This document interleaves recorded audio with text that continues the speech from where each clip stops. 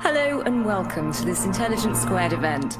I'm delighted this evening to be joined down the line from America, a place where I've just found out you actually need air conditioning, and I couldn't be more jealous, by Vivek Ramaswamy, an entrepreneur who began his career as a biotech investor and went on to found Roivant Sciences, a biopharmaceutical company, in 2014. He's a first-generation American, a graduate of Harvard and Yale Law, and he serves on the board of directors of the Philanthropy Roundtable and the Foundation for Research on Equal Opportunity. He's also, as you've just heard, the author of the much-talked-about new book, Woke Inc., Inside the Social Justice Scam. We'll be talking about that in just a moment, but tonight's event is going to run for about an hour, and for the first 30 minutes, I'll be in conversation with Vivek, and in the second half, we're going to be taking your questions. So do start sending them in now. You can do that by clicking on the Ask Question button under the video screen and typing in your question. If you want your name to be mentioned, do add that to you. And if you want to tweet us, please do using the hashtag IQ2. Vivek, thanks so much for joining us. We're delighted you could be here virtually. You've described yourself as a traitor to your class in writing this book. Why is that? Look, I wasn't born in elite America, but I have lived it for the last 15 years. You went through some of my background. And look, I think that if you're in the position that I've been in, the thing you're supposed to do is wear hipster clothes, applaud diversity and inclusion, muse about the racially disparate impact of climate change at a fancy ski town like Davos after flying there on a private jet. And I will admit, it's not a bad life. But I think the most important part of the trick was to keep quiet about it. And I'm violating that code. And what I'm doing with the book is really lifting the veil on the scam that I've seen pervade not just corporate America, but I think our elite institutions as a whole over the course of the last decade. And the way the trick works is actually pretty simple. You pretend like you care about something other than profit and power, precisely to gain more of each. And it's not just a matter of hypocrisy, Rana. It's wreaking havoc, in my opinion, on democracies in the West as we know it. Democracy demands that we work out our most important questions through free speech and open debate, where everyone's voice counts equally. I was a member of a class whose voice counted disproportionately in that conversation, and that's why I think of myself as defecting against that class in some ways in service of what I see as a revival of democracy itself. Well, we'll talk about that more in just a moment, but tell me a bit about your journey and how you've managed to get here. I mean, you had a remarkable career in the biotech world.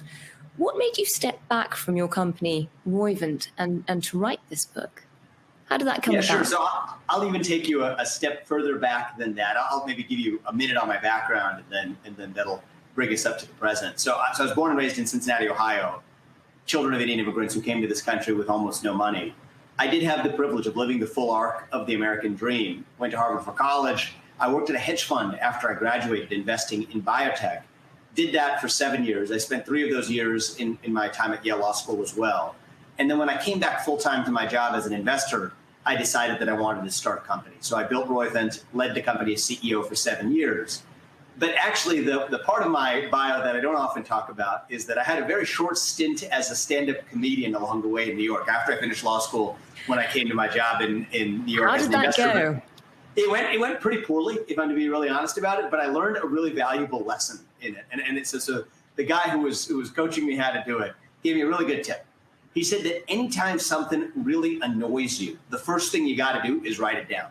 And in the heart of that is a good joke you can tell, and then you just got to work on the rest from there.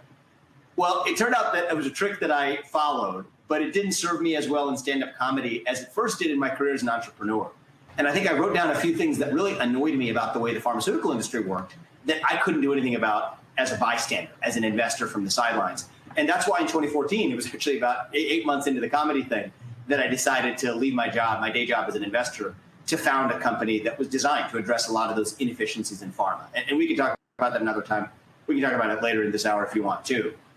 But I kept that same practice up. And I think that the thing that I noted 6 years later is that the thing that really annoyed me in 2020, in late 2019, was the sudden uniformity with which every business leader, every one of my peers, was all of a sudden making a proclamation to advance a monolithic, narrow, uniform conception of social justice as they saw it. And there was something about that that struck me as not a coincidence, but artificial, and yet an artifice that was pervasive and ubiquitous across my entire world at the same time. So there was something about that annoyed me. I wrote it down. Eventually, I unpacked it into my version of a joke, which was an op-ed for the Wall Street Journal that I wrote. I tried to do it in good humor in February of 2020. And that was going to be about it. That was about going to be the misadventure that began with my journey into stakeholder capitalism and woke Inc. Well, it turns out an agent approached me after that and said, you really need to blow this out into a full book. And that began an adventure that I couldn't have imagined over the last year and a half, where 2 years ago you told me I would have stepped down as CEO of my company to be able to speak openly and in an uninhibited way about issues that mattered a great deal to me, I would have told you that you were crazy. But again, that's exactly where we are today, a year and a half later. And it turned out I was talking about issues that were too controversial and too culturally explosive not to take the risk of harming my company in the process if I were really going to speak openly about it. And when given the choice, I decided to really be able to speak in an uninhibited way about issues that I felt went to the core of Western democracy itself, while handing off the reins to one of my deputies, who's now CEO of the company. You described yourself as a traitor to your class, and clearly you've written this book, fueled by anger. What sort of response have you had from other CEOs? How has it gone down? Yeah, well, look, I want to correct you for 1 second there, in a gentle way. I don't know that I was fueled by anger. I don't consider myself an angry person. I'm not even, there's parts of the book that when I wrote them and learned more about what I was writing about, it did make my blood boil. But I actually am more interested in finding a more hopeful way forward that fills the moral vacuum that the topic that I'm writing about, woke capitalism, ultimately fills. And so I think I would like to think that the book ends in a place of hope rather than in a place of anger.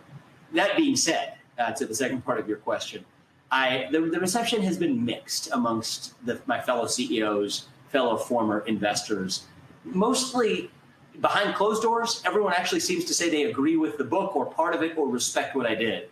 I think out in the open, I think many of these CEOs have already committed themselves to coming out on one side of this debate, namely that they ought to use their corporate power to advance a narrow progressive agenda because that's the right thing to do. And it's going to be very difficult for them, having entrenched themselves in that position, to publicly back off. But at least in private, I think the reception actually has been surprisingly positive. And I'm really grateful for a lot of people across the ideological spectrum, both liberals and conservatives, engaging with the argument. And one of them last week, there was a television host who called me afterwards and said that actually, if I could tell you this in secret, a lot of us on the left would say that we actually agree with you. We just can't say it out loud. So I've been really respectful for the warm reception I've received, and even some healthy disagreement and constructive criticism that I've gotten as well. I think that's what we need to be doing more of, is speaking openly again. It's part of why I wrote the book. I think that's one of the solutions that I offer in the book, is to start talking openly again. I wasn't free to do that as a CEO, candidly, but I am now as an ordinary citizen, and I'm enjoying the process of taking advantage of it.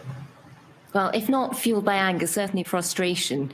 The book attacks companies that take on, what you describe as woke policies. Was there a particular moment for you, though, that crystallized that thought? Was there a moment that made you think something has gone very wrong with the system? Yeah, I think there wasn't, it was sort of a crescendo for me. There wasn't one moment. As I told you, I kind of first noticed a trend that suddenly appeared ubiquitous in corporate America in 2019. And so I wrote that down, and eventually that caused me to write about this critique of stakeholder capitalism, where I think there was something amiss about business leaders using their seats of corporate power to advance one monolithic political agenda. And Milton Friedman, 50 years ago, worried that that was going to make businesses less efficient. But as I reflected on it, that wasn't the core of my concern. The core of my concern was actually the opposite. I felt that actually business was going to infect politics every bit as much as the other way around. And so that was a trend that I slowly began to notice. The real wake-up call for me is when it really hit home. And I talk about this a little bit in the book. In the wake of the murder of George Floyd, many of my own employees believed that as CEO, I wasn't doing enough to condemn systemic racism, to do my part in fighting systemic racism in the United States on the back of what happened to George Floyd and the Black Lives Matter protests that really swept the country last year. And to me, that was a real wake-up call, where I had spent years recruiting young employees who other pharmaceutical companies would have deemed too inexperienced or bright-eyed to be able to recruit them. I thought that was the right thing to do, and I still stand by it, because we were recruiting people who ultimately wanted to work for a company that actually did social good. And I advocated for that as well through the development of medicines. But what I didn't anticipate is that some of those same employees who, with really pure-hearted motivations, wanted to join a company that did social good in the sphere of medicine, many of them also felt that we as a company had responsibilities that went beyond developing medicines to addressing other social ills as well. And to be sure, that was not unique to my company. In fact, that made my company part of the norm rather than the exception. That was the moment in America last year. In some ways, it remains the moment today.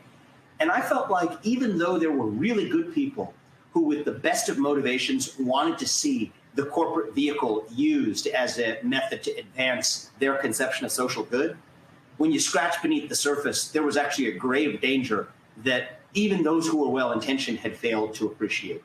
And that's exactly what I spent much of the book talking about. I could go at length about it here too, but I wanted to expose what I thought was the darker side of that bargain, the darker side of that trade. And in some ways, that's what the entire book is about. I mean, when your employees, said that and made those objections, did you wonder if you'd done enough? Did it make you question whether you could do more? And in which case, I talk about this in the book, and to some extent, the thing that really caused me to question it was actually when it wasn't just my employees, but even some of my stakeholders, investors, shareholders, brought up some of the same conversations in the boardroom, and I laid that out in the book too. And that really made me reflect on whether I was actually here the one who was getting it wrong, badly wrong, perhaps. If my employees, who I respect and love, and many of whom trust me, and some of them even look up to me, were disappointed in me. If my colleagues felt the same way, if even some of my investors and board members were raising some of the same topics of conversation that were pervading boardrooms across America, maybe I was in the wrong. And so one of the things that I did was I spent a day, as we did for our entire company, declaring Juneteenth a holiday. That's the day that slaves were liberated in the United States. We made that a holiday at my company a year before it became a national holiday the following year in the United States. And I told our employees to cancel their meetings. I stayed true to my word. I did the same thing. And I really reflected on whether I might be out of step here with potentially my own values or my company's values.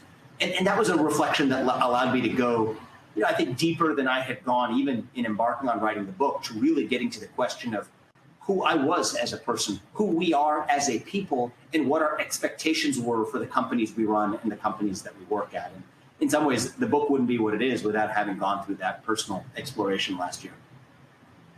I mean, talk me through some of the examples you discuss in the book. I mean, particularly beginning with Goldman Sachs, which you have particular insight to. Yeah. Well, I was an intern at Goldman Sachs, and I tell some funny stories from that experience at the start of the book. I don't need to tell them here, but the examples that I will give you are Goldman Sachs declaring from the mountaintops of Davos in the start of 2020 that it would not take a company public in the United States unless its board was sufficiently diverse. And I assure you, they did not mean ideological diversity. The way we know that is they said so. They meant with an emphasis on women, and they also talked about racial minorities. It is BlackRock saying that it would not invest in companies that did not meet the standards of its sustainability accounting standards boards on matters ranging from climate change to racial justice. NASDAQ making a very similar proclamation to Goldman Sachs, to the companies that could list on its exchange. It is Unilever's CEO, Alan Jobe, musing about the immutable laws of intersectionality, as he puts it, saying what helps Black women ultimately help all women, and what help all women help all of humanity, while staying mum about his actual business practices in Kenya, where his own Kenyan plantation tea pickers have had trouble getting justice for Unilever for some real atrocities that have been committed upon them while they were on the job. Goldman Sachs, by the way, making its proclamation from Davos at the same time that it was implicated in a scandal that potentially defrauded the Malaysian people of billions of dollars. So this is the two-faced corporate hypocrisy that I point out in the book. Nike, ultimately criticizing the United States to no end, while saying not a peep in China about true human rights abuses, criticizing slavery 250 years ago without reducing its reliance on slavery today. The CEO, John Donahoe of Nike, saying recently that we are a brand of China and for China without saying a word about their true human rights atrocities.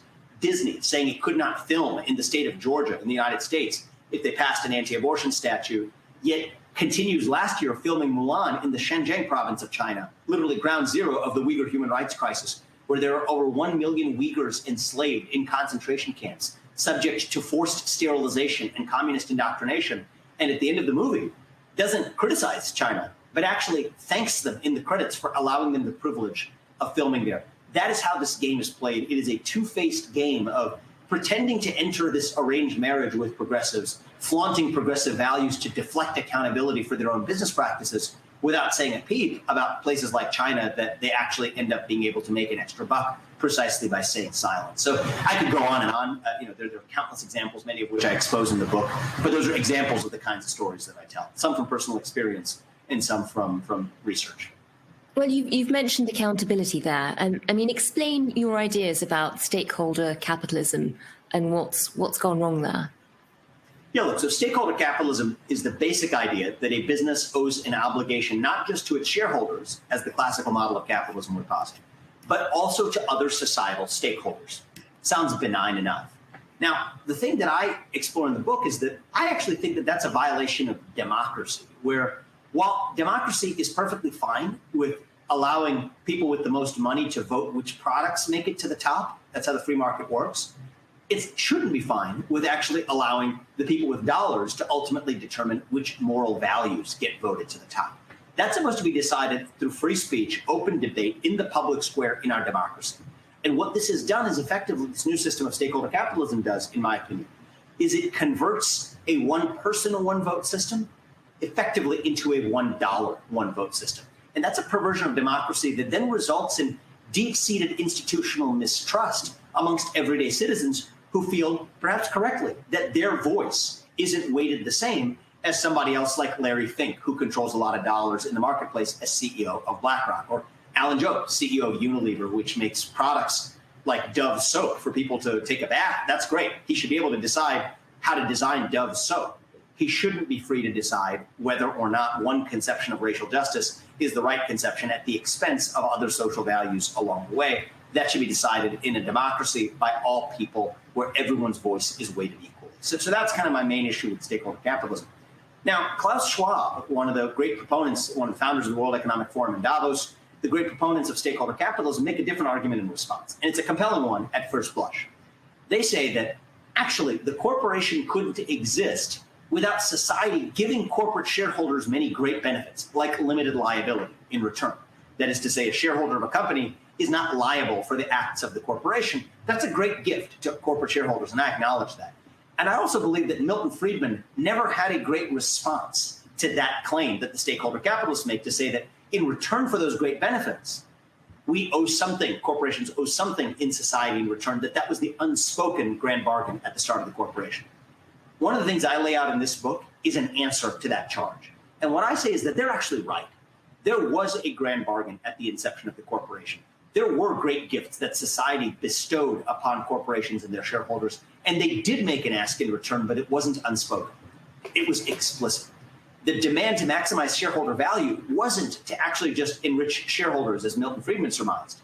No, it was actually about telling corporations that you ought to stay in your lane, because with these great benefits like limited liability, corporations could become so powerful that they could exercise power not just in the market, but in every other sphere of our lives. And at least in the American context, that was something we didn't want to see. We did not want to see the Dutch East India Company born in America all over again. What we wanted was to keep Frankenstein's monster in the cage, because if you let him roam freely, he would really roam freely over all of democracy's terrain.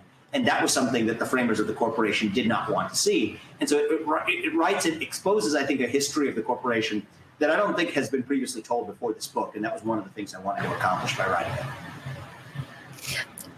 I understand that. I think a lot of people will still have questions, though, in that, but through your own examples, it does sound like a lot of these very powerful people, like Larry Fink, who you've highlighted, don't necessarily wholly believe in the values that they're espousing. They don't see them through to the very end. They do enough to show that they're backing them.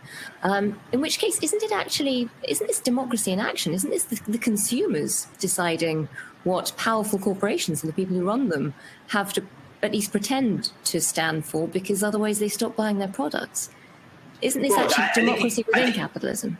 So I think you make a good point. I want to unpack a little bit of woke capitalism here, where it's not one thing. Woke capitalism, as I describe in the book, is at least three different things. First, you have the phenomenon of the woke or progressive or apparently progressive executives who say that I'm going to use my seat of corporate power and my shareholder resources to implement my vision for what I think is right. There, the shareholders might actually be the victims.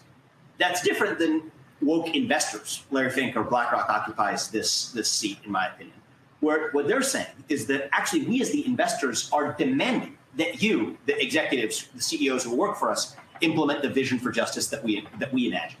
Side note on Larry Fink's small asterisk, I actually think that in a particular case is also a problem of a woke executive because he's not personally the investor. He himself is just an appointed executive of BlackRock, who I believe is abusing his seat of corporate power and other people's money to be able to ultimately implement these values. The third issue is totally different. It's what you raised, is that of the woke consumer that demands and makes demands upon the companies they buy their products from to say that we want to buy products from companies that match our values. So one of the things I'm doing in the book is actually exposing what happens behind closed doors and putting it out in the open precisely so that consumers can decide for themselves in a well-informed way. I believe that if most clients of BlackRock in the United States knew how BlackRock was voting their shares in the companies where they're invested, they would pull their money out. There's not a lot of transparency in that system. There's a whole chain that's designed to create and obfuscate and create lack of transparency. And one of the role of people in the ecosystem in a vibrant democracy is to expose that for what it is. That is part of what this book is about. And my prediction is that somebody who understands how the system actually works would change their purchasing decisions or their investment decisions or who they entrust their money with accordingly. So in a certain sense, the book is internal to that dynamic of democracy working in the right way. I also think that there's a different issue, though. There's a deeper issue, because in some cases, the consumers may be the ones who are demanding it. And to me, that's just a symptom, though, of a deeper cultural malaise. And this is probably the topic that I'm most interested in. It is filling our moral vacuum in our country, speaking as an American, but I think a lot of this is true for the West as we know it. We live in a moment where an entire generation of millennials, people my age, people younger than me, are hungry for a cause. We are hungry for a sense of purpose. We're hungry for identity. And yes, in a capitalist system, we have the right to buy and exercise our dollars in the marketplace the way we choose, and companies have the right to service our demands. But that misses the deeper point, that when we try to mix morality with consumerism as a way of satisfying our moral hunger, that's really just the equivalent of fast food, when in fact we're hungering for more substantial fare. Patriotism's on the decline. Faith has nearly disappeared. Hard work has nearly disappeared. These are the kinds of things that used to fill that moral vacuum. And I personally believe that wokeism and corporate wokeness preys on that moral vacuum, preys on that hunger for identity, preys on that hunger for a cause that actually leaves us divided and ultimately unsatisfied in the end. It's like the equivalent of Virginia Slims manufacturers, cigarette manufacturers preying on the adolescent insecurities of teenage girls in the 1990s. Sure, is that capitalism working? Maybe. Is that something that we ought to aspire to as a society? I think not. But I don't think the right answer is to ban the corporations from doing what they do. I think the answer is actually to revive a culture that is so rich and vibrant around shared ideals that we all espouse in common, that fill that moral hunger, that really dilute the woke agenda to its irrelevance, and that don't let corporations be able to make an extra buck by selling us these skin-deep identities and these skin-deep social causes. And so that's actually the deeper issue that I treat in the second part of the book, after talking about more of the corporate abuses, which the first half of the book is all about. Well, I mean, that's interesting because you sort of, you say people are hungry. There's a moral vacuum. People want a sense of meaning. They want values that they can stand for. Yeah. And yet, you write this off as a woke agenda. I mean, is it the values of what you call the woke agenda? Is it, environmentalism you talk about in the book, equality, gender, race equality? Is it the values you object to, or is it the way they're sort of pursued? I mean, what is the problem with the woke agenda? So the first thing that I object to is I do not think corporations can be trusted as the stewards to properly look after that agenda. So that's the core claim of the book, is that neither the left nor the right ought to entrust corporations with their moral values. Instead, they should entrust themselves and their fellow citizens to work that out in the open, through free speech, open debate in the public square in our democracy. I trust our political democracy to do it. I don't trust corporations to do it. And actually, when corporations do it, that erodes the foundations of our political democracy itself in ways that we can then trust neither. That's the core claim.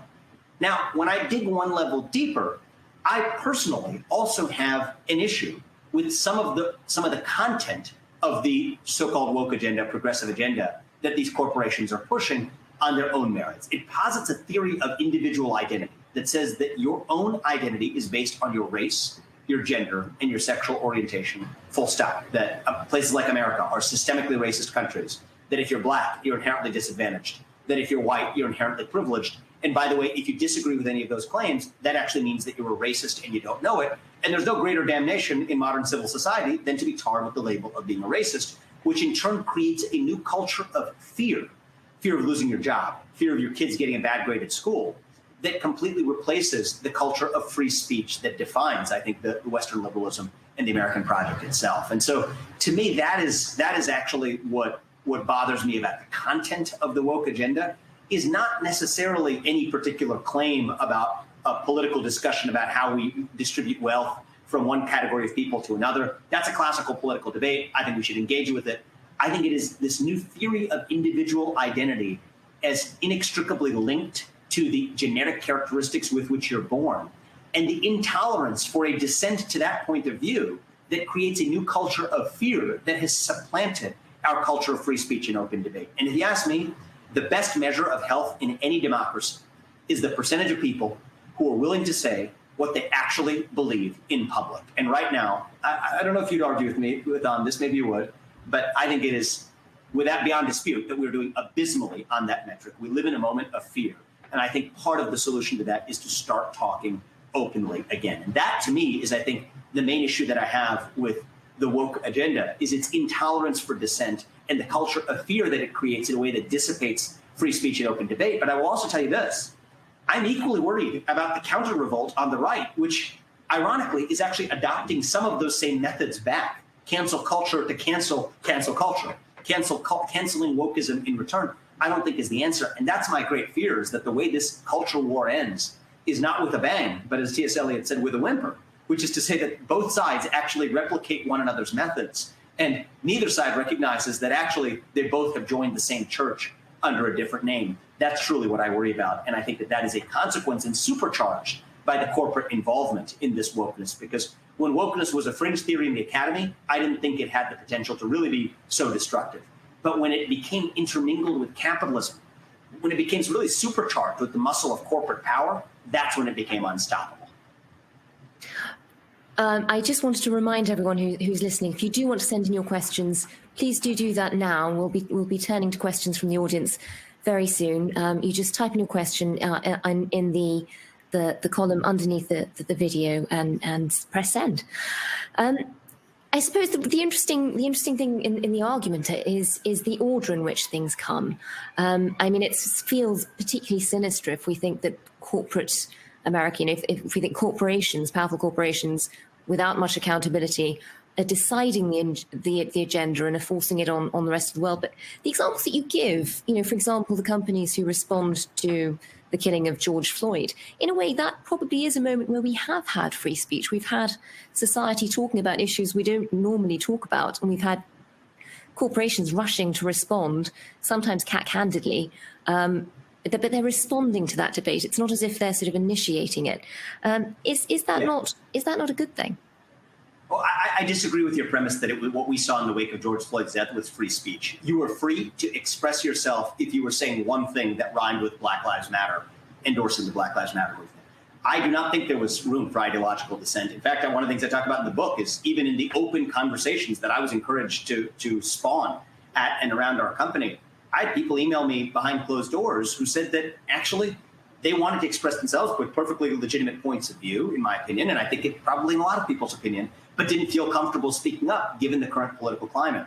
The Cato Institute conducted a recent survey here in the United States, which said that 60% of Americans, this included Democrats, Republicans, and independents, 60% of Americans say they're afraid of expressing their true beliefs right now in public because of the current political climate. So I disagree that some people speaking freely, that is not tantamount to a culture of free speech. A culture of free speech includes freedom of not only those who agree with the current orthodoxy, but freedom, most importantly, of those who don't, to be able to express themselves, even if their views ultimately lose in the marketplace of ideas. And I'll tell you, one of the weapons that corporations have in their arsenal is actually to fire employees who dissent from that orthodoxy.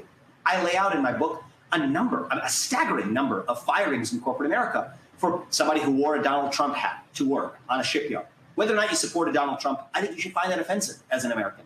Somebody who was fired for using the wrong gesture that was associated with white supremacy, when in fact the person who was using the gesture did not know that that gesture was associated with white supremacy. In fact, the funniest part of it is he wasn't white at all, fired from his job.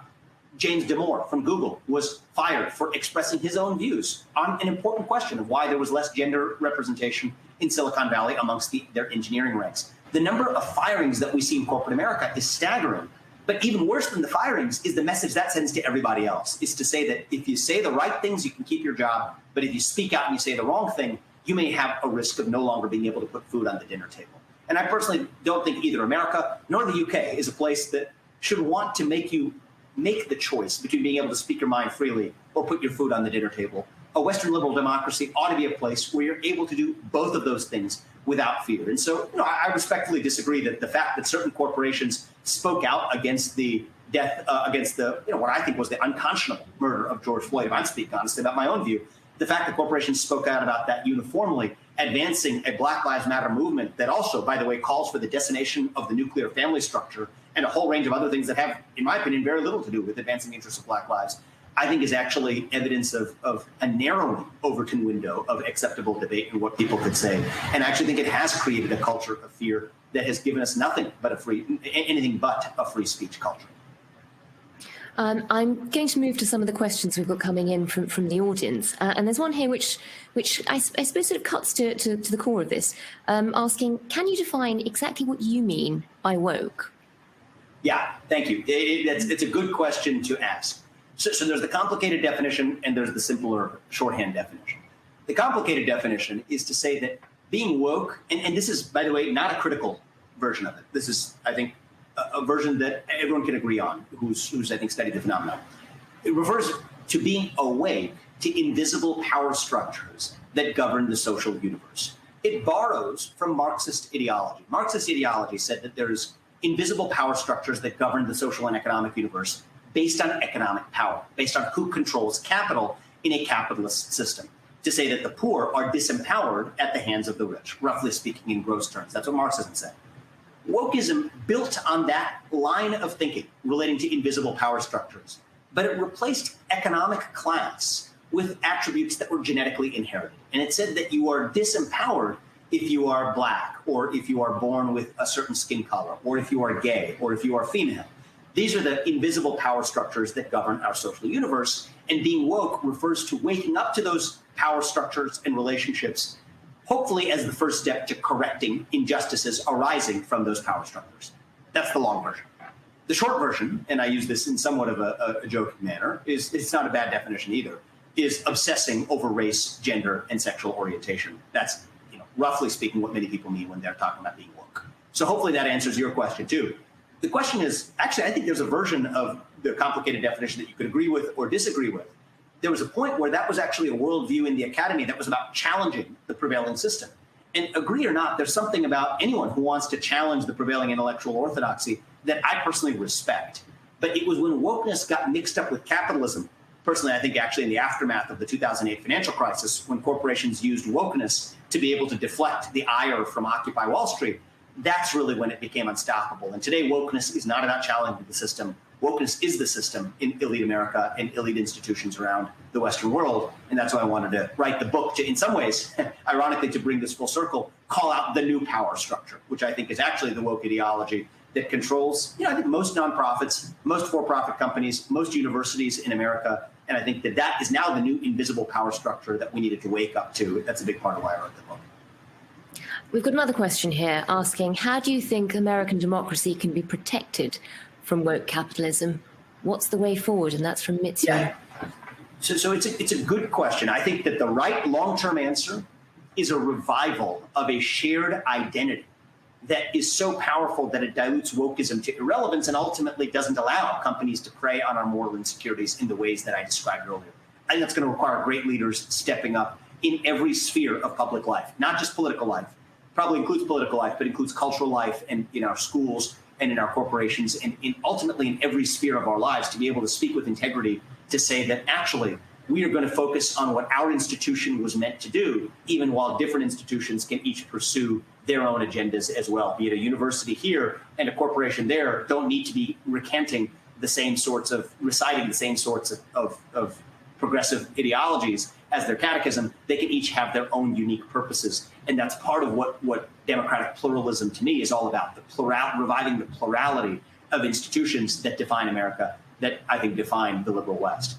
Now, I also think that there are some shorter-term legal solutions, though, that are in order. I think that any place where race or sex or religion or national origin or sexual orientation is a protected class from discrimination, I think political belief and political expression ought to be added to the list. If you cannot be fired or deplatformed from a social media company for being black or brown or gay or Muslim or white or Christian or Jewish or whatever, then you should not be able to be fired or deplatformed simply for being an outspoken conservative or an outspoken liberal, for that matter, either.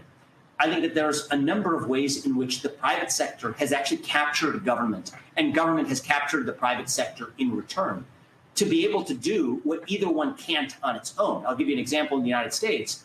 Big government is now working with Silicon Valley to censor misinformation or hate speech as defined by the party that's in power, but to be able to do through the back door using companies what the government cannot directly do under the Constitution of the United States, which is to censor political opposition or censor content that the government does not want to see online. And to me, that marriage of big government and big business is far more powerful than either one alone, because it can do what each cannot on its own. And so to me, I think it involves the real solutions, involve policy solutions and legislative solutions and legal solutions that disentangle capitalism from democracy. I think capitalism and democracy work really well when each one leaves the other one alone. But when we force them to share the same bed, I think what we actually need between the two is a clean divorce. That's very high level here. I talk about more practically what that means for specific policy proposals in the book. But I think that combination of policy proposals and legal solutions, combined with, much more importantly, the cultural revival of shared identity over fractious group identity, is the right answer for the way forward. We've got another question here saying, the idea of the American dream has been trashed by the progressive left. Do you believe in it? And that's from Sammy. I do believe in the American dream. I believe in the American dream because I have lived it. My parents came to this country over 40 years ago with almost no money. And I have gone in one generation from being the kid of those immigrants to becoming the founder of a multi-billion-dollar company, to having gone to places like Harvard and Yale, received an education, and being able to provide a better life for my son, 18 months old now, to the next generation. So I believe in the American dream. I think the big danger of the last 10 years of the woke movement is that we woke up from that dream. And once you wake up from a dream, you forget what it was all about. You might remember how it felt for a little while.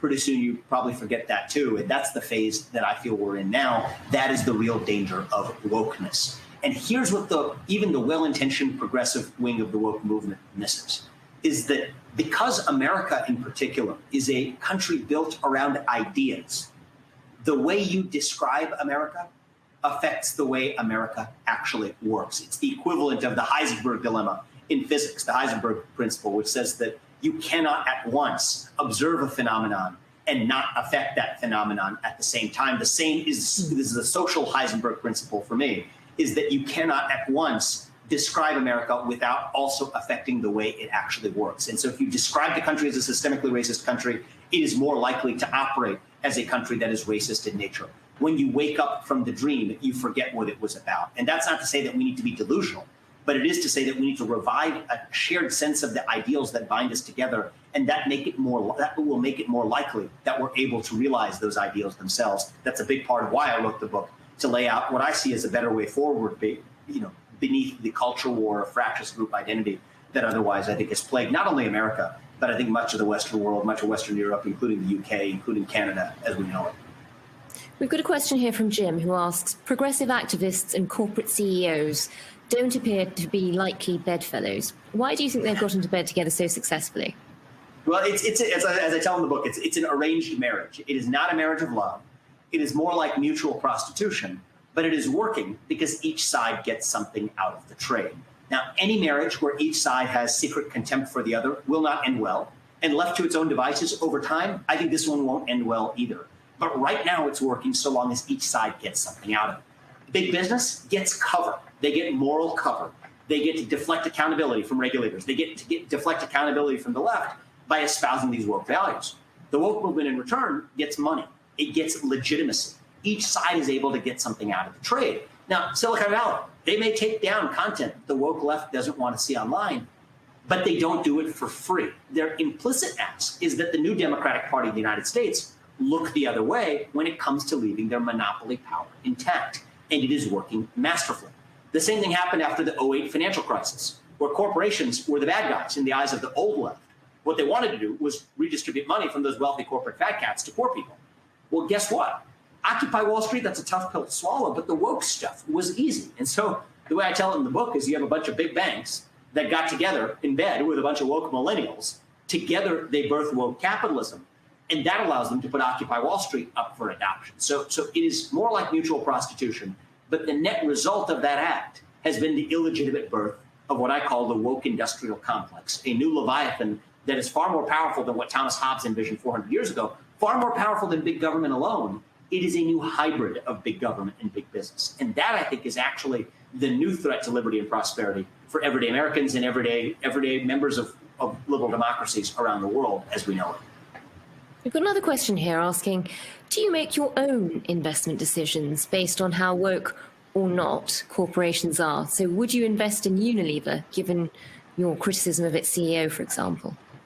So right now, I think I got to practice what I preach. I have historically not paid attention to, first of all, I allocate dividends to somebody who helps me manage a personal portfolio of my personal asset base, but I haven't given him instruction to disinvest in or invest in companies based on what they do socially. It should be based on what I think allocates capital in the way that best uses that capital, which maximizes return for shareholders, of which I'm one.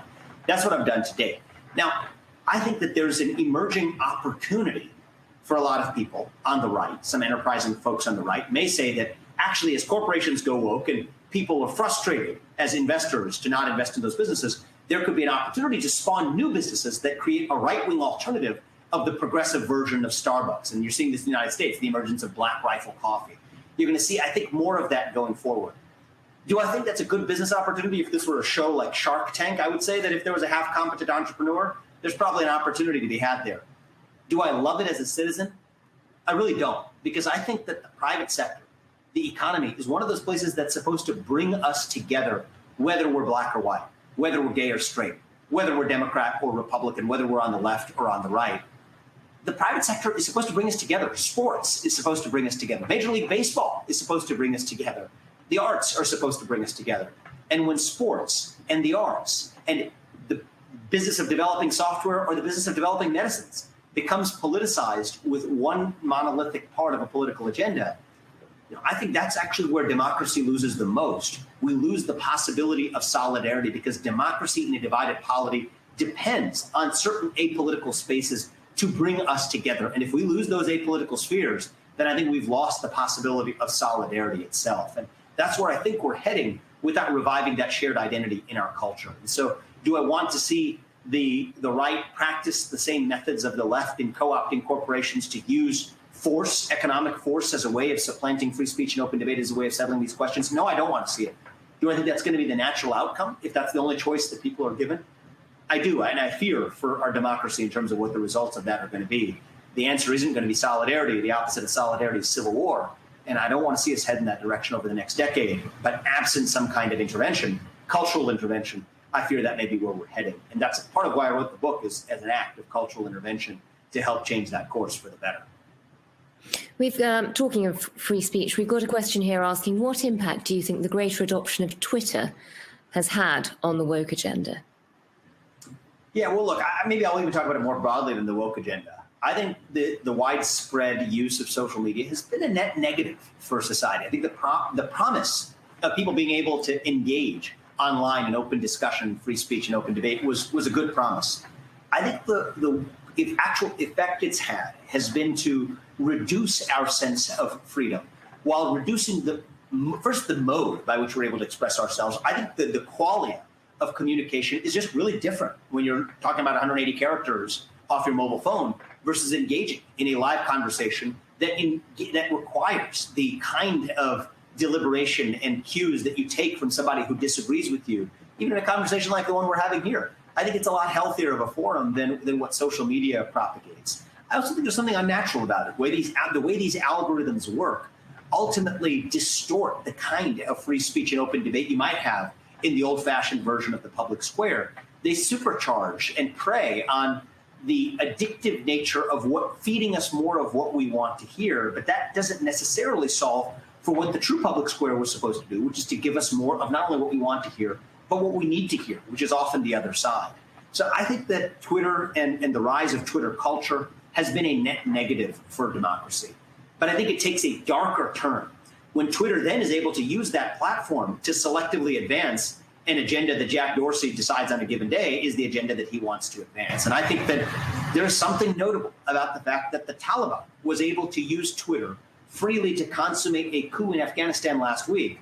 But the 45th president of the United States, whatever you think of it, wasn't able to use Twitter and isn't able to use Twitter, is permanently banned from it, from communicating with his own followers. And I think that two-faced behavior really just reflects, I think, not only the hypocrisy, but the danger of these platforms to be able to say these actors who operate outside the bounds of democracy may be wielding more power than any democratic elected leader in history has in the present day. And I think these are sort of the modern Dutch East India companies of our time. Yes, the Dutch East India Company was able to colonize lands far away with a private militia and a currency of its own.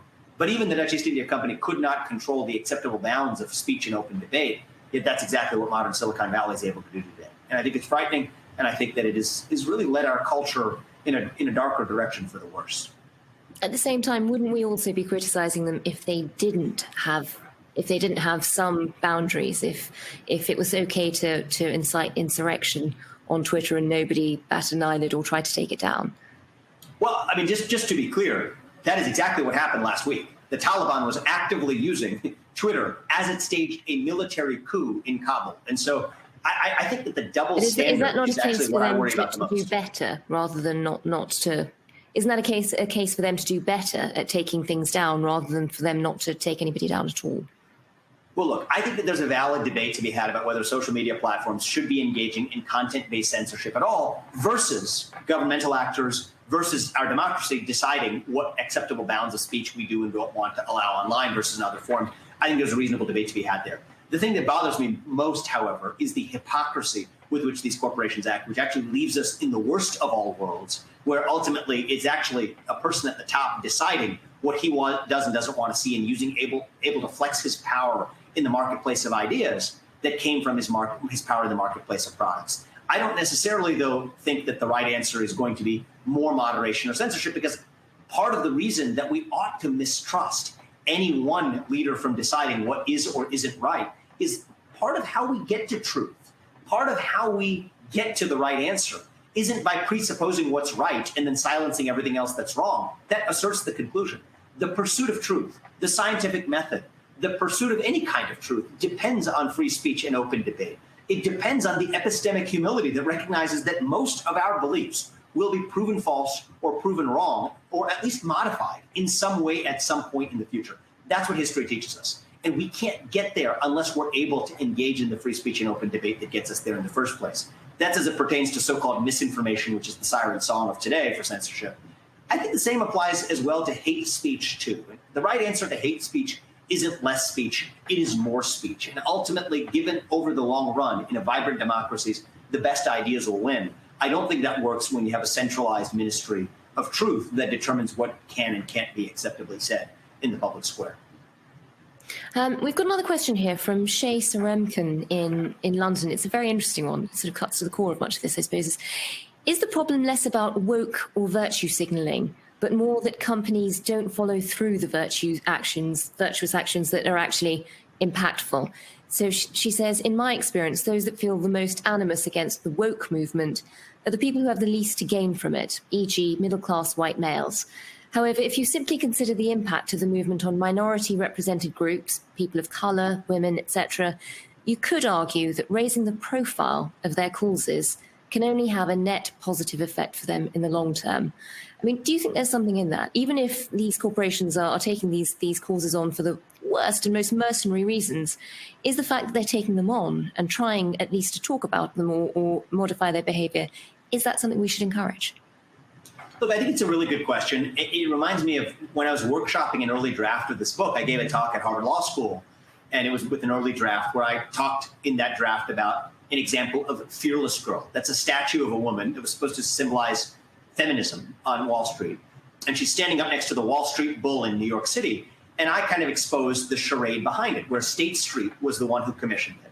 Turned out that the statue at the bottom says she, capital S-H-E.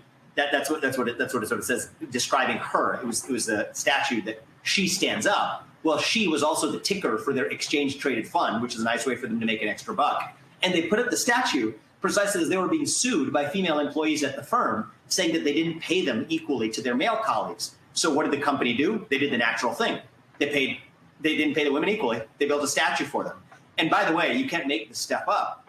The person who made the statue, Kristen Visbal, the artist, made a few more copies of the statue because she was so proud of it. State Street sued her for making unauthorized reproduction. So this is one of the most farcical cases, and I exposed that for what it is. And the thing that surprised me at this workshop we did at Harvard Law School was there was a young woman who raised her hand and said, you know what? Maybe State Street didn't mean it, but Fearless Girl always gave me inspiration as a woman. And you know what? It's still going to give me inspiration today, even if State Street didn't mean it that way. And that stuck with me. That really did stick with me in the sense that maybe some of these signals of virtue are able to spawn inspiration in others, even while they're abandoning virtue itself. If you ask me, I think one of the big problems with virtue signaling, Unilever's at the top of this list for me, is at some point, signaling your virtue becomes more important than virtue itself. It is an inevitable consequence of virtue signaling. I think part of your question is, well, does the signaling of the virtue allow putting a spotlight on issues and struggles that otherwise wouldn't have received that spotlight in a way that we should welcome it anyway? Look, I think that that's a coherent point of view. It's not one that I agree with entirely. I don't agree with it in part because I think the abandonment of virtue is often worse than any positive that comes from the signaling of virtue itself. I also think, though, to one of the expressions you used that I want to just double click on for a second, persons of color. I want to talk about that a little bit. I personally take issue with that expression, persons of color. What does it mean? It means people who were born with melanin content or people who weren't born with melanin content. It takes 150 cultures, amalgamates them into one category of color, as though it is some sort of tribe that we all collectively of color, myself included, pledge allegiance to. And that there's 150 other cultures that pledge allegiance to a different camp called of white, belying the underlying diversity of languages, religions, faiths, ways of life, ways of eating that distinguish each of those cultures and their histories and their belief systems from one another. And I think that there's something about that that actually reduces the well-being of even the very persons of color who these movements were supposed to represent. I've seen firsthand.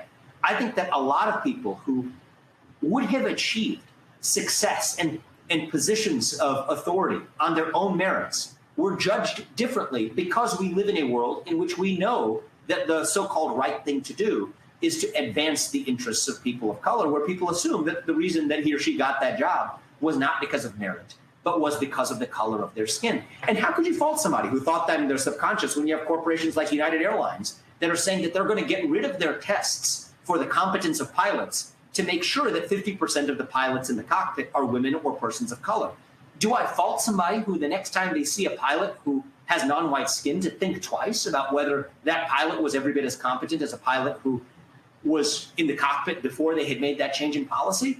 I don't fault them for thinking it, but at the same time, it's wrong. I think it is an injustice to somebody who would have occupied that seat in the cockpit every bit as much as somebody who was white-skinned or male or female. It didn't matter in an era where we allowed people to achieve what they did on the basis of the pursuit of excellence, irrespective of the color of their skin. And I think that causing us to see color is not something that actually, in the end, services the interests of either white people or people of color, even as I am somebody who even rejects the very lexicon to describe our individual identities in so many words. I think the right answer to racism is not more race consciousness. The right way to stop discrimination on the basis of race is to stop discriminating on the basis of race. And I think that while I understand where the well-intentioned motivation may come from to be able to elevate people on the basis of the color of their skin, I think ultimately that's actually net counterproductive. And shining a spotlight on that issue actually creates a greater, more racialized society in the end.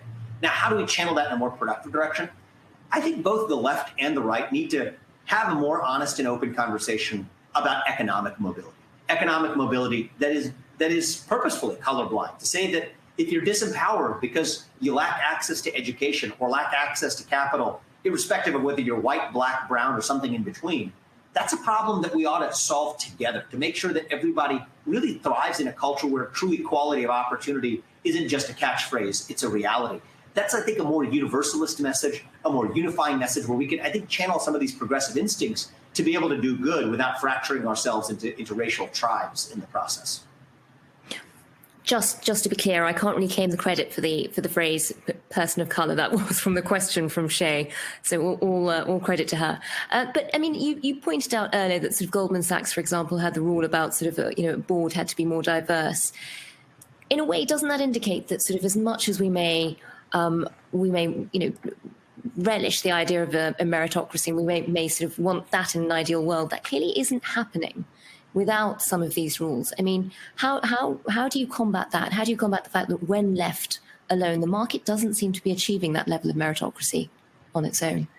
Well, look, I think the market's always been imperfect. The market is never perfect at a given time. It is allowed to iterate on itself. But in some ways, actually, the thing you might say is the market is actually leading. I mean, it's Goldman Sachs. The free market is saying that we need to actually adopt these self-imposed diversity standards on our boards. I think I talk about this a little bit in my book. It's part of what I call church. Well, I think that on the face, I'm articulating it in a way that reflects that I believe it's understandable why people who think it's a good thing think it's a good thing. I don't.